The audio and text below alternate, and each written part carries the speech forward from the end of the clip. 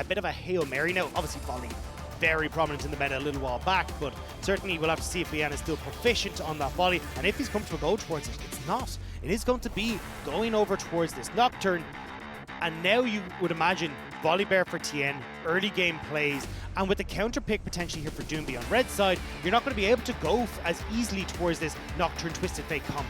Honestly, right now, like, I would love to see FoFo on this Nocturne, and you give Leyan, if you know there's a Volibear or something like that, give Leyan something like a Karthus. Go for that double global kind of like, you know, almost like AP, AD kind of setup, the assassin setup. We've seen it work for the side of, you know, FPX, but I just don't know if it's in RA's wheelhouse. I think the difference is when we saw this Karthus pick in the regular season, it was into something that was a little bit less early game focused. It was the Kindred that had come out from Beichuan, and they weren't really able to punish as effectively. I really feel like if you go towards this Karthus and Leyan, you're basically hands off the wheel. You're like, we have no control of this early game. It is all up to Tien how he wants to play it. And that's a scary place to be against FPX, a team that gets a kill a minute on average, and you want them to go, yeah, here's the early game you wanted. Well, they've kind of given it to them anyway. It's just, I suppose, in my head, I'm just like, well, if you're going to give it to them, at least have something in the mid game that can kind of, you know, counteract it as such and give us something to look forward to in the, you know, the RA draft. But the Rell, the Volibear, same first two picks as game 2, going to be brought in here for the side of FPX. And with all the 80 carries in the world of a pick from, you are going to go with the Kaisa for iBoy as his most pick the entire split. But I think the Tristana is actually the better selection here because you know FPX are going again for this very short range composition, right? If you go towards the Tristana, you can do well into Trist, you avoid any sort of counter matchups, and right now FPX have a lot they can play with. You can go towards the Trist for the all-in on this kind of dive-orientated composition, or you can go towards even the Xayah and still have full control of that bottom side, give yourself a bunch of self-heal for the Renekton and also for this Nocturne, and honestly, it looks like that's going to be the pick here. Yeah, Renekton locked in here for the side of RA. Still flex, you can still put that Renekton into mid lane, you can put the Nocturne jungle or mid or, you know, Renekton top. A lot of different options, a lot of different moving pieces. Like we said though, not seeing it from this particular split on anyone for the Nocturne except for Leyan, and that's the Xayah locked in. Neither side going for the Tristana this time that's round. What we said, right? Xayah has always been the traditional counter to Kaisa in the LPL. You do very well in lane, you get a bunch of those feathers down, make it very difficult for Kaisa to operate. You've also got what we were talking about with the Feather Storm, bunch of self-peel. And you know what Nocturne hates? Self-peel on an AD carry, because it means he can't one-shot them. So now Lwx getting a bunch of safety. He's got a really aggressive all-in potential with this Rell as well. Tien can play down here too. Just a really nice combo for FPX, and that's not even talking about potential for Doinb to bring out some of the dark technologies on this red side, or looking towards Nuguri top side and what he would like to play coming into this. Yeah, honestly, and even looking at the bans from FPX, I like this. They're banning away the Karthus. They're saying, right, that flex is still there, not as globally powerful as it would have been, and they're getting rid of the Alistair. Still got a Gragas potentially on board, so that could be an option here for Hong to go into the Rell. I'm trying to, was kind of eyeing up the Gragas in my head, but like, it's a little bit off of what you want to do here as RA. Gragas is very good at okay, they're going to ban us. Yeah, because I was going to say Gragas is very good at dispersing fights. He can work in short-range compositions, but he's not ideal in that scenario. So instead, they're going to ban or move away from that. FPX, I'm surprised to not see they're picking up champion for Nuguri in this top lane. Doinb seems like he's just going to go, okay, cool, I'll take the Orianna into mid.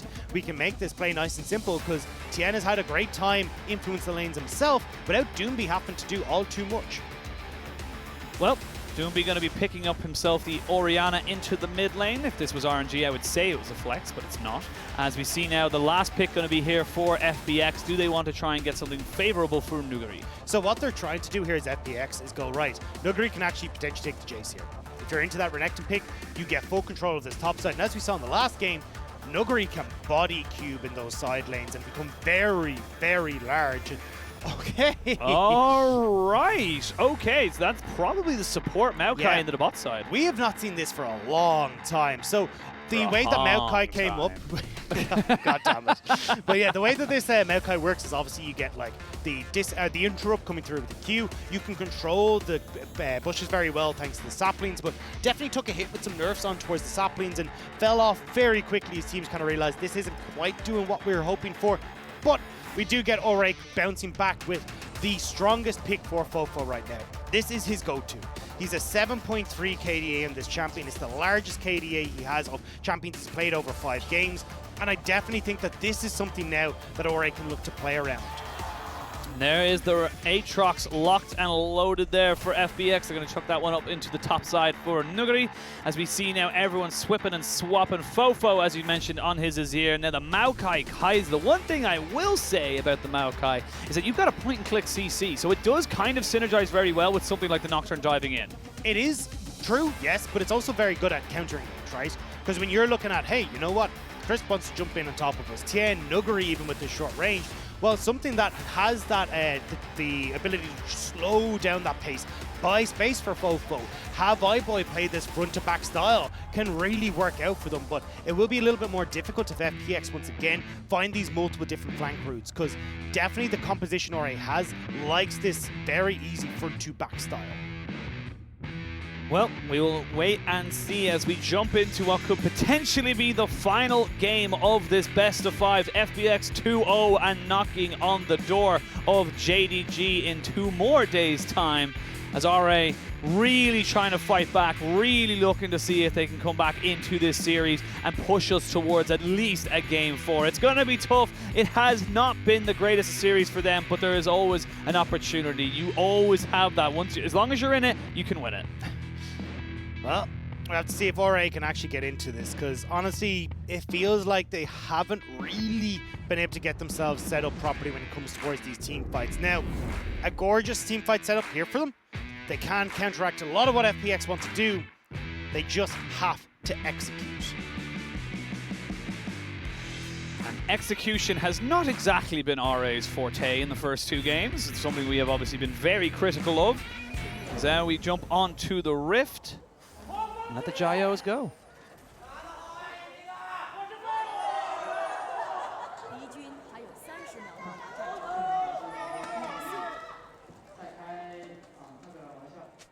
What the hell happened? They just all started laughing. Tittered, yeah. Yeah, just all started laughing. And I was like, I missed the joke. You can't just not Xayah in the 3rd game. God damn it, Shanghai. Well, no Xayahs today. I think they're as annoyed about the second game as we are. That's a harsh moment for Ore. Yeah. Chinese fans have no chill. No. Like, some of the names and memes that they come out with are really harsh. I was going to say they are not Xayahing in protest. I'm obviously as complete hyperbole. I am imprinting intent there, of course. But we're now on to the Rift. RA, they're the ones that are going to have to try and make something happen. I want to see them be a little bit more proactive towards this bot lane. I want to see iBoy pay respect to Lwx and Crisp. It really does feel like right now Leyan has to try and keep track of Tien. Because if you as Tien are able to like have influence boss, even influence top, you can do a hell of a lot. And even you can see Tien here, he's like pathing from this bot to top side. He wants to make sure that we can get these early kills as FPX to get to Nuguri, and he just swings that matchup in Nuguri's favor. Leyan needs to be there to keep track. He is going to be matching the clear speed here, or at least the clear timing up towards that top side, but certainly before that level 6, if he can play that counter gank style, can keep Ore safe, and maybe give them time for iBoy and FoFo to get to team fights and have that front-to-back style. I did like a little ping there from FPX. They literally pinged right on top of the Krugs just as Leyan started them. So they're pretty confident they know where this jungler is going to be roughly around timings. They don't need a huge amount of vision to decide that. As we wait to see now how this one's kind of going for them right now. And RA, again, they will have a pretty decent time in almost all of these lanes right now. The Renekton does get the early push. As you can see in the minimap, the Azir will also be able to push in Doinb Orianna underneath the turret. And in bot lane, same thing here. So it's about what they're able to use with these advantages is going to be the difference here in this early game. Also, I like that Cube is getting that ward in the tri-bush there to just make sure he's safe to at least bully in these early stages and make sure they can get the crash before Tien comes up towards this top side. Tien is opting in towards a full clear though, as is Leyan, kind of standard for your Nocturne, but certainly means that there's going to be a little bit of time here before he is able to have much of an impact in the top lane. Well, Tien just popped down the Scryer's Bloom, finds a little ward, so they know exactly where the Volibear is. Still waiting to see exactly where it's going to go. And Hong, with that pressure in bot side, going to roam up towards this mid lane. Going to be able to meet in with Tien. Shuffle in. And FoFo keeps himself alive. Tien is just going to pat down towards this bot side, though, because he knows he can't really contest Leyan on this top side scuttle. And he wanted to get control here in the mid lane so he could have the support of Doinb here. With the reset coming through from iBoy, though, just have the cull, and we'll be back in lane to just keep himself nice and safe. I honestly think that this is just smart timing from iBoy and says a lot about what RA want to do. They're not looking for early plays. They know they need to scale up, where it's FPX who need to have influence on the map. Well, this from Leyan, though. He recognized that there was no real way that the side of, FPX's jungler could have gotten those Krugs up in time. Nuguri stunned. One more Q. Flash. No! Doesn't have enough. And there's enough lifesteal and the pop. But now Nuguri, he's going to be dove underneath turret. Leyan is here. Has got flash available. The outplay potential is there. Never mind. Cube gets enough with the Triumph to keep himself alive. And they burn the teleport from Doinb. That's a big boo-boo from FPX. Late TP from Doinb. And especially as FoFo, he can just push in this lane now, get this nice reset timing for himself. And there's not really much you can do here as FPX. Nuguri will move mid to cover the wave. But still, that's a massive win for RA. And as we talked about, this match up top, very snowbally. Cube being able to solo essentially win this lane spells good news for RA. And you get the Iron Spike whip out for Leyan very, very early. Feels good as of the moment. Those saplings are going to be very annoying for the bot lane of FPX, but you're fine with this kind of, taking a little bit of a slow turn now on this bot side for RA. You mentioned it there earlier. The Cull has been picked up by iBoy, so he's just going to be stacking up that extra passive gold. And we can see Nuguri just kind of gonna have to try and see if he can do something else here. This Renekton, this Nocturne is going to be very potent once they hit that level 6 mark. And it feels like, honestly, right now, RA have a lot of ways of shutting down the aggression from FPX. The fact you've got, winning lanes essentially across the board, thanks to Hung being able to stop any aggression from Crisp in the bottom lane, is working wonders for them right now. And FPX, this is where they start to get uncomfortable. As we said, this is the bloodiest team. This is the fastest Phoenix, but they don't really like when it's going even into that mid-game. The thing is, I suppose, is that, they're the fast to the destination or off a cliff.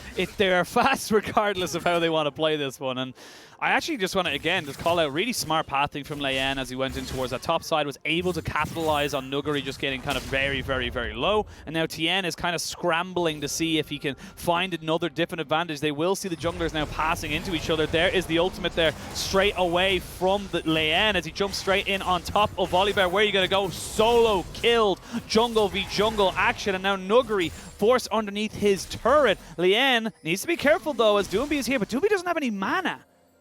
I know, Doinb's had essentially no control over this mid lane for the entirety of this game. Nuguri now on this Aatrox in trouble of being dove once again. RA, they're playing this early game so well. We'll say again, Nuguri does still have his flash, did not use it as that last wave or that last dive was coming in, but now Tien is coming off. He might be a little bit too late. There's the World Ender, the Dominus. The Dustbringer does land. The flash is there, but it's just not enough to keep him there and alive. Leyan 3-0-0. This Nocturne is online, and Tien, he's running towards Leyan, but I just don't think he can do anything. It's kind of just scaring him off, but there's not really anything left. Now Leyan, he's a serious threat here, especially for the likes of Doinb. You are now very quickly working up towards the Stride Breaker. You're accelerated so fast when it comes towards levels, and he can work off of both Cube and FoFo to invade, make sure Tien's not having a good time, and try and run this game straight into the late, or even the later portion of the mid-game, where RA are stronger. Great start for RA, but we have to keep putting down the little caveat when these things happen is that the execution needs to be there. They need to be able to pick up exactly what they want to go for, and if they're not able to execute around these fights, if they're not able to execute around these skirmishes, that's when it starts to get a little bit risky. But so far, so good for the likes of RA. They have gotten Leyan ahead. He's got himself really far ahead in the gold and in the camps, and he's just got to keep this momentum going. And look, the big news here as well is let's look at the objectives that are coming up, right? Because Ocean Dragon is up and available. You can't touch that as FPX. And you would love to, because you'd love to find ways to force RA into these early fights. But if you go towards that, you've got a stronger bot lane coming in, at least off of resets coming in from iBoy. You're going to have the stronger jungle, stronger mid lane, and you don't really have anything you could offer. And FoFo with the Arcane Comet has been doing a great job of punishing Doinb in this mid lane, forcing Doinb to burn so much mana, and it means that Doinb can't have influence when he moves off into these side lanes. Talked about how snowbally this top side is. The Renekton is thoroughly bullying away this Aatrox, nearly 30 CS and a tower plate to boot, just stopping Nuguri from doing anything. It's going to be possibly even more as they got the rest of the team kind of rotating up here. You can see the Rell, the Volibear on the minimap, but the rest of RA are in tow. They know that this might be an option for the side of FPX to get back into this game. I mean, well, there's no TP from Nuguri. Like, I actually don't want FPX to go for this. Unless they're looking for the pick on Cube, that could potentially work, but not contesting Rift. Yeah, Cube trying to see if he can get that second play. Flash forward there by TN. They lock him in. They get him down. Nuguri gets a kill. Nicely done there by the side of FPX, and they keep their top laner relevant. Yeah, and that's the thing here is that, look, you do get that kill to Nuguri, which is massive, especially with the 30 CS deficit he's seen. But in the end, he can turn this around, right? Because you still got that Rift Herald there, 2 plates already gone on this top lane, 3 remaining. So you can play through Cube and then look to unlock Cube and move around the rest of the map. And if you set up this, like, Leyan Cube dive towards mid, towards bot side, it becomes very tough as... Ooh, Lwx perfectly placing those feathers to stop iBoy from advancing forward. 1 or 2 more auto attacks would have been enough for iBoy to get that 1v1. And no summoners blown, but definitely advantage to RA again in this bot side. And all right, now we're starting to see a bit of momentum here for RA. They're starting to kind of own pretty much all of the lanes. And honestly, I was hoping that we'd see a little bit more from FPX on this bottom side of the map. Yes, Hun can do a reasonably good job against Crisp's engage, but if you have TN and Crisp working in tandem, you can actually do quite a lot of work on this bottom side. But unfortunately for them, they haven't quite been able to find that advantage because TN has been putting so much time into this top lane as Nuguri has just been falling further and further behind. Will mean first Drake does go over the side of Rare Atom. They get themselves that first stack. They've got themselves about a 2,500 gold lead. And this early on is kind of a very decent kind of setup for themselves.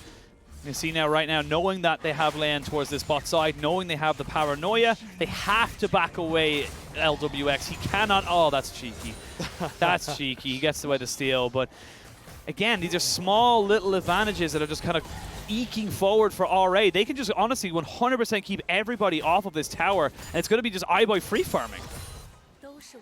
I mean, this is really, really good from RA. And look, it's good to see these guys finally coming alive, right? We talked about how they looked really good against IG, where they're finding these counter punches, but this is RA being proactive.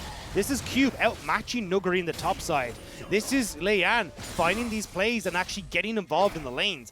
I really didn't expect to see RA having this much control in the early stages against FPX. I thought it'd be how do we absorb and then bounce back, but this is very much RA taking the fight to FPX. You can see there Rift Herald being spawned up in this top side. Nuguri has to play so defensively. The rest of his supporting cast needs to join him, but there's no way he can defend this tower. There we go, flash in with the paranoia. They're trying to see if they can burn him down, and they will. Now you got the 2 tanks. Yes, you have the Volibear. Yes, he's got a little bit of damage, but can he get enough off on here? Teleport's going to be channeled in by both mid laners as they pop down the Shurima's legacy. We can see Leyan going to be sacrificed as everybody else from the side of RA just focus down on the TN. They will take him down. Cube does get shockwave back, but it ends up being more damage in favor of RA. They get a second charge off. They're honestly just owning everything. And there's nothing FPX can do. They're trying so hard to turn around this massive sinking hole of gold in the top lane, but all they're doing is just throwing more into it. Now, RA, they get that charge top, they get more kills, and they are looking at a 4,000 gold lead coming into this. And one of the stats that you kind of half touched on, but didn't really get into, Penguin, was FPX only have a 33% win rate when behind a 15. Like, we are very quickly approaching that mark at FPX. They're completely lost control of this game. Lwx just trying his very best to just soak up as much as he can, but it's just so difficult when you're against so much poke, so much dive potentials. We have a look at how this all went going. This was just instant on top of the Aatrox, and he can't even sustain. No, he's gone. And this is the power that we were talking about with Leyan. Having the very quickly picked up Stride Breaker, he's absolutely destroying this top lane. And you named it. 2 tanks here. What are you going to do? Yes, they get 1 kill turned around, but the rest of RA are able to collapse just as quick as Doinb is, and they can turn that play back around. And now we're starting to spread the love here as well for RA. Cube, Stride Breaker completed as well. You got that kill to FoFo. He's now accelerated towards that Luden's Tempest. Even on the bot side of the map as well, iBoy is very quickly becoming an issue thanks to these plates. Oh, Hong does have the twisted advance should he decide to go in on top of that one there, but there will be a ward to spot out Leyan, who now has that Stride Breaker alongside the Phage, so he's got enough burst damage. Watch FoFo. They're going for this 4-man play on bot, and as LWX and Chris, but how low LWX is, they got to give up bot tower. Yeah, they can't defend this one anymore. They have to just let that one go. And that's going to be another little bit of plate damage going over. You can see this, the goon squad they have to go just to protect the blue buff, let alone protect their lives. Yeah, and I mean, look, you're going to get this rinse and repeat. Actually, I would have preferred to see Leyan path towards bot side here. This is, you will have the support here of Q, but potential for FPX to collapse faster. Yeah, they have Nuguri there. Spell Shield does get popped. Arnez there. Smite there from Leyan's just clean. He's got himself a 2-level lead. There's no real way that Tien gets a look in on that particular one. And they get the red buff, they back away, and that just took away more time from the solo laners as they tried to help out their jungler. Yeah, I still, although it is a win, I think they still could have accelerated faster through this bottom side. You push in mid, you have FoFo and Leyan, then rotate bot. You know that if Tien is stuck in this bottom side, he's actually just not picking up any farm. He's falling further behind to Leyan, and you can always threaten the 4-man dive on bot side. But it doesn't really matter. I mean, look, they're still very much in control of this. It's just a case of snowballing completely ahead. But you do have a dragon fight that's going to be coming up in 40 seconds. So either Ore can use how big Leyan is, how big Cube is, to power through that, or they just get the dragon themselves. And I think right now, FoFo will push in this wave, go back for the Luden's Tempest, and you should see Ore get control of that objective.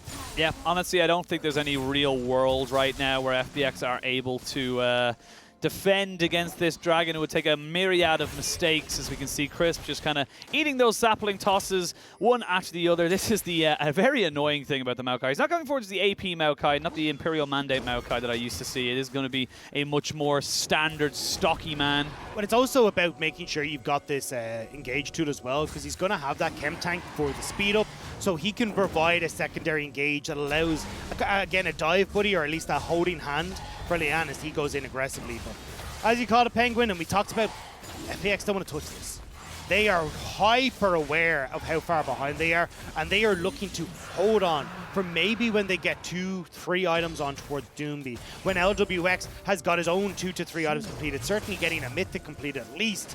But Hong might have gotten caught out. Yeah, that's the flash. Good little respect flash there from Hong. Did not realize that Tien was still around. And look at the answer from Ore. They're instantly like, Leyan's pathing back. FoFo wants to be bot side as well. They're going to bat for their bottom lane here to make sure that they can keep it safe, but it does open up space for Leyan. Doinb is not safe underneath this tower right now. He has got a Shockwave and Flash. Here we go. There's the Paranoia just dropped down. Shockwave brings him back, but he's already dead. Nowhere for him to go. Leyan picks up that kill, and now you have all this free time in this mid lane, and you're trying to force something bot now for FPX because you know you're just losing around the map. And it's so oppressive to play against fed Nocturne like this, because he goes towards the Stride Breaker, gets the stairs, and he's like, we can't kill him. He's too tanky. But he kills me way faster. He's too tanky, but he does too much damage. What is going on here? And you can see now RA just playing respect to the FPX, you know, kind of like dive option here. They just can't go for this one right now. Tien's already taken too much damage. Yeah, Tien can't go for it. And honestly, you have the double TPs available for Cube and FoFo. Like, they can hard force this bot side, still pick up Rift Herald top, and completely shut down everything FPX is doing, more so than they already have. So now we're looking at a 7,000 gold lead at the 17-minute mark. And Ore, they're looking good. This could be the start, because this is one step of many if they want to turn this into that reverse sweep and keep themselves in the spring split playoffs. You couldn't have said it anymore in terms of the stakes that are at hand here for the side of RA. You now cannot lose a game. You have to win the next 3 games, one after the other. Otherwise, you're out. Your season is done. We'll see you in summer. And for FPX, they are very much in the hole, but it's going to be around if they can get that gold onto the Aatrox, onto the Orianna, and onto the Xayah, where they do have those 2.5 items, and we know that they can out-team fight. It is so hard for FPX to find good team fights, though, because we already touched on, like, front-to-back style for Ore is fantastic. That ultimate from the Maokai, which may need to be thrown out here. Oh, never mind. We're going to see the Paranoia straight away. Shockwave does get him away, though. And this might be a little bit of an overstep. You can see there, Nuguri with the World Ender. They're going to have to use the Emperor's Divide, but jump straight back in. But Chris, you're by yourself, buddy. No one can join you. Flash forward by Lwx, so it does find FoFo. And now 1-for-1 trade in this fight. Leyan taking so much punishment. Shut down here from the side of FPX. We can see iBoy jumping in on top of Doinb. He's now over the wall trying to do his best, but look at this raid boss. That is Cube in the middle of this team fight. It was messy. It was not clean. It looks like it's still going on. You have to respect the CC that can come down right now, Cube. And you have to back away. 3 for 3. You'll take that as FPX, though. 3 for 3 in that deficit. You've just got such a massive boon off of all the bonuses. And as you said, RA, messy fight. I'm literally mid-sentence explaining that you want front-to-back style team fights, and they just decide, nah, throw caution to the wind. But the wallets aren't big enough just yet for this team. They're still pretty big, though. 7,000 gold still in favor of RA. Tien, though, might be in a little bit of trouble. Cube just going to roam in and just try and steal that one. Smite comes down. Tien will have it available for the next Dragon in a minute 30's time. But honestly, this is why I'm hesitant to say, you know, this is RA's game, because it's stuff like that. It's those little moments where Leyan just goes, I can go in, and this is where he gets caught. And the thing is, it looks good because of Doinb, but they just don't realize that you've got the Aatrox here shadowing, and Nuguri gets a heap of damage off, and look how spread out it is, right? Hung isn't getting much value in this fight. You've also got the Kaisa, who's just straight off on the bottom side of the map, and when Lwx is able to join in first, this fight goes absolutely disastrously. Now, Cube is massive. He's able to get a lot off here with the flash on towards Lwx to get on and keep the fight a bit more interesting. But this could have been so much worse if iBoy hadn't been able to come up, and if, honestly, RA had taken a second or two to just slow it down. I like how iBoy flat or cleansed in solidarity with Lwx there. He had no CC on him, he just cleansed. Yeah. And I was just like, cool. Didn't need to use that summoner, but whatever. 30 seconds now until that third Drake does spawn. It would be putting RA onto Soul Point. It is the Cloud Soul, so not exactly the most influential in terms of combat effectiveness, but you'll take that because it does open up the map, does give you a little bit more extra movement speed for the likes of Cube, Leyan, FoFo, the likes. They will still benefit from it if they are able to get that Dragon Soul. And you can see, though, we are still sitting at a 7,000 gold lead. And this Dragon, again, should go the way of RA. I honestly think as FPX, you just say, look, as you're talking about, call it quits on the Cloud. Let's see if we can get vision control towards top side, get some much-needed gold in, like trade this bot lane turf for top lane for Doinb, get this deep vision, and make sure we're safe for Baron, which is the bigger issue right now. Is the bigger issue. I actually wanted to just kind of point out there, as we see Leyan having to pop the Rift Herald was just about to spawn out, just about to bring up, but honestly, you're fine with this trade right now, I feel like, if you're on the side of FPX, because you're just looking for gold. You're just looking to try and get those extra standing towers that are just very easy for you to just push down like this from Doinb.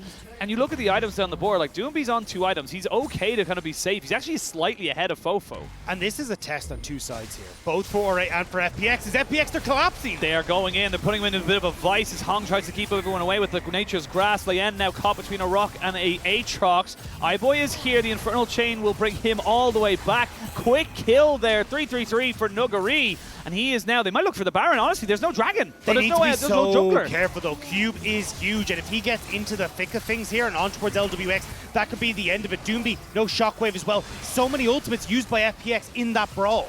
Yeah, they have to back away. They cannot risk it right now. You got your pick. You get the gold. You back yourselves away. But RA run mid now. FoFo can shove in. They can threaten the tier 2, and looks like RA, though, don't want to fully extend, but this is what I was about to talk about, is that RA, this is where you actually earn your spot. You have the lead, you need to close this out cleanly, but FPX, they will fight you every step of the way. They are so good at finding these picks, and you just get that perfect example there.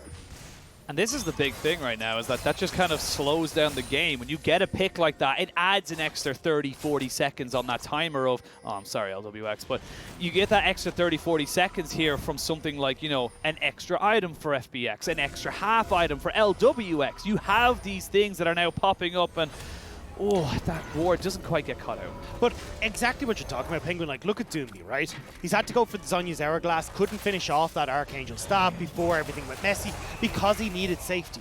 Now he's bought time to actually finish the Zhonya's. He's very close to that Archangel Staff. And same when you look towards Lwx. Kraken Slayer now completed. This Kaisa is suddenly a lot more difficult to deal with in fights. Like, this is the issue that you look with when Ore are finding, or at least given across these picks, and it does come down to a lack of vision control, a lack of being able to keep the dark spots on the map visible, so FPX can't just look for these plays.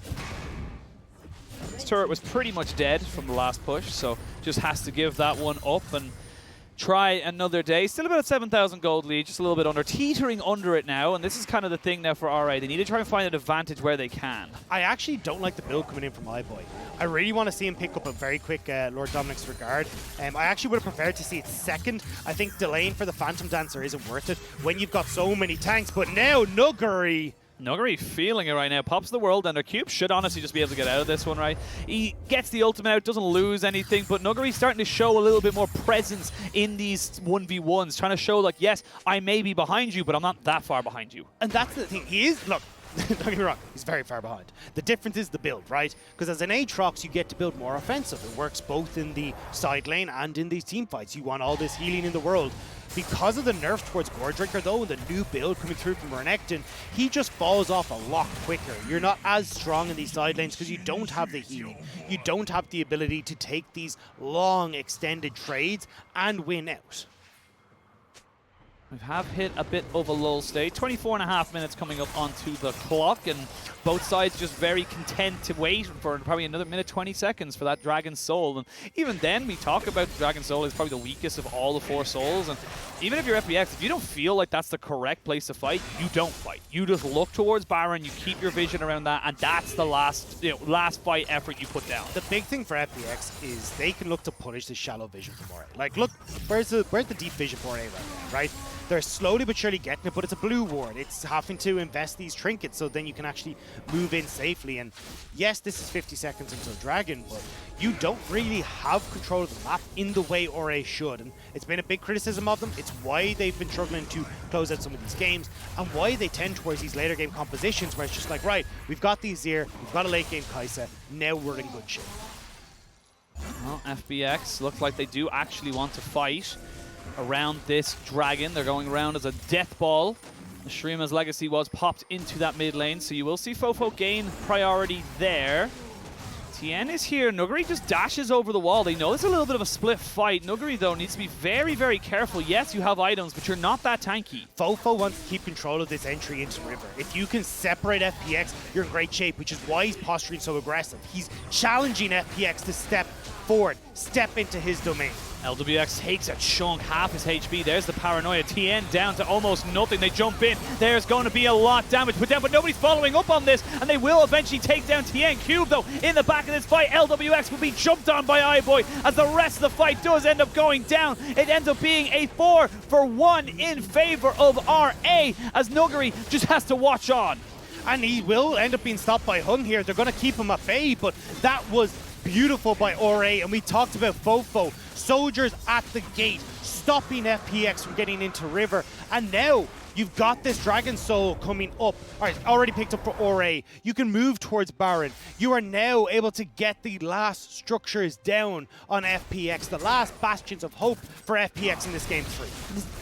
Exactly what you want to see from RA. They force the fight around the Dragon. They now push out, get the Baron. They have all waves in their favor right now, so they can go for a very quick reset without losing any of that standing gold. This is just perfect from the side of RA to try and close this out and send us to a game 4. And we're going to watch it in this replay. FoFo sets up the danger zone. It's like red alert the second you try to, as FPX, to move in here. And the amount of damage that FPX took trying to enter that river is actually just insane. Like, I'm pretty sure that Tien was down to half health, Nuguri was down to half health, or at least Lwx certainly was as well. You can see there, like, you're getting poked by 3 soldiers trying to get in towards river. Instantly you get the Maokai ult over the top of it as well. And although this fight looks, oh, okay, maybe FPX can clear it, Cube is too big, iBoy's able to go in with the killer instinct, and FoFo, he's 1v3 on the back line. And he comes out almost unscathed. He didn't even use his flash in that particular He lost his skirmish. Banshees. He lost his Banshees. Sad times. Life. Yeah, it's tough life for the mid laner. But this is perfect now for the side of RA, because you've got your IE finished up here for Kaisa. You're still delaying a lot of that power spike for the Xayah. You're still delaying a lot of that power spike for the Aatrox as well. The Volibear isn't that big of a tank either, and there's just nothing really you can do if you're FPX. It's not even a power spike anymore. Like, they're so far behind. Look at the items on the other side. You've already got the 3 completed there for the Kaisa. You've already got 3 completed for the Azir, and they scale just as well as you do into the later portion of the game. So this isn't a spike, it's a catch-up. And they're being left in the dust. And left in the dust and in the dark there. Leyan just popping down the paranoia, because as you can see there, Lwx taking a lot of punishment from FoFo's Azir soldiers, and this is starting to look like we might be going to a game 4, but for RA, you just need to keep the cool. You just need to keep the heads. You need to keep pushing these waves. You've got the 3-1-1 set up. You've got the waves pushing in. You don't need to panic. It's looking a lot like Christmas for RA fans, though. The miracle at the front door, where they've managed to hold on for 1 game. Looks like they'll be pushing us to a 4th in this series. And they just need to keep the ball rolling, try and get this reverse sweep down. And for a team that certainly has gained a lot of fans over the course of this split, they would be heartbroken to see them go out in a manner like this. Track Repel does get used there by Chris, but he has used Pheromancy as well. Top lane and mid lane both being sieged down. Top lane inhibitor will be gifted over. There's still 45 seconds or a little under that of this Baron buff left. It becomes very difficult for now for the side of FPX to defend. They have to make a call, because they'll lose everything if they don't do anything. Yeah, I don't even know who they're going to try and call here for support, because they're all out. There's no real hope. RA are doing such a good job of playing this slow, playing at range. iBoy even threatening Lwx free on the backline. Yeah, and these cannon minions are just doing work onto Lwx's health bar as well. You can see top inhibitor turret down, middle inhibitor down, bot inhibitor now down. That's 3 inhibitors gone off of 1 Baron push. They will lose the Baron buff now in the next 2 seconds.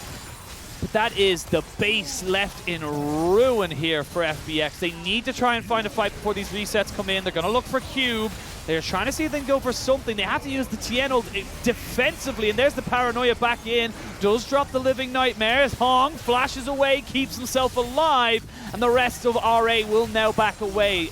FPX just couldn't get it. But it's every ultimate used defensively here from FPX. Magnet Storm, the Stormbringer, even Nuguri needing to pop the World Ender just to try and keep himself nice and topped up. Like, FPX, this dive composition that they tried to work with is too far behind. They're not able to get aggressive. And look at the level discrepancies across the board. Even like iBoy, level 17 to Lwx's level 14.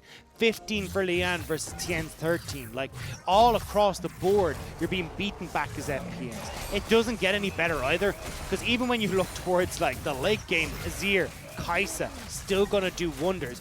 And now you're staring down the barrel of, in a minute and a half, having to try and manage both Elder Dragon and a Baron buff. I will say, silver lining, Chris has a level advantage over Hong. So, you know, there's that. And I think, you know, there's in moments like these, you do have to look for the positives. I think lining might be a little bit generous. Maybe like a silver sliver, like the tiniest. Something just so, you know, kind of be positive about, as these double super minions are going to be pretty easy for the side of FPX to clear, as long as there's nobody from our way to contest. You can see straight away they're there. It becomes very difficult for Lwx on this very short-ranged AD carry to put them in. He does have 3 items, though. Is a full IE behind, though, onto iBoy. So here we go. Do they look to try and just end it here? The waves just aren't synced up that well, and like I said, there is still decent wave clear for FPX. But I love how iBoy and FoFo were set up. Completely opposite side of the fight.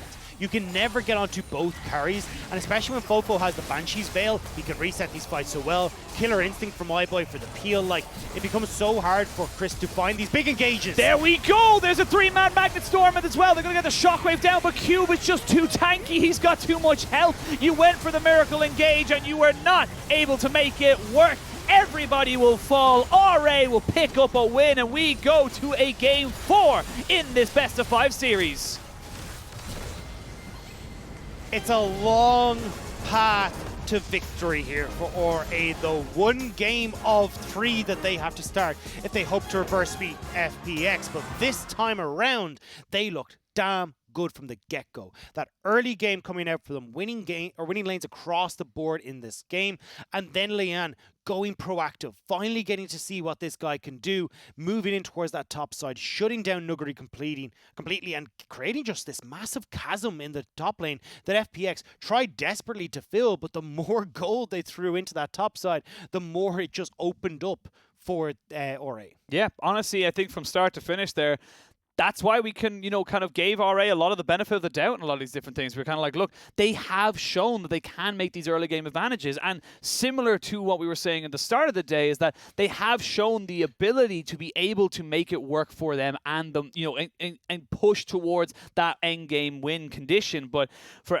the likes of FPX, it's a slight bump. Yes, your draft wasn't amazing. Again, I think RA in every single game so far has kind of been winning in the draft. It's kind of come out with exactly what you'd wanted to see them with. And I'm curious to see now what, FPX kind of changed to right now, because they will have side selection going into game 4 as they were the losing team. And they will now see if they want to go towards blue. Do you force bans from RA? Do you let the Nocturne through again? This is kind of the question marks I'm kind of coming into now for game 4. Yeah, I think the biggest curiosity here for me was the Aatrox going towards Nuguri. I called for a Jace in the draft. Jace was left open.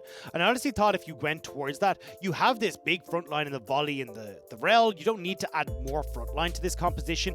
And you add a little bit range, which was severely lacking from this composition, and give yourself a winning lane.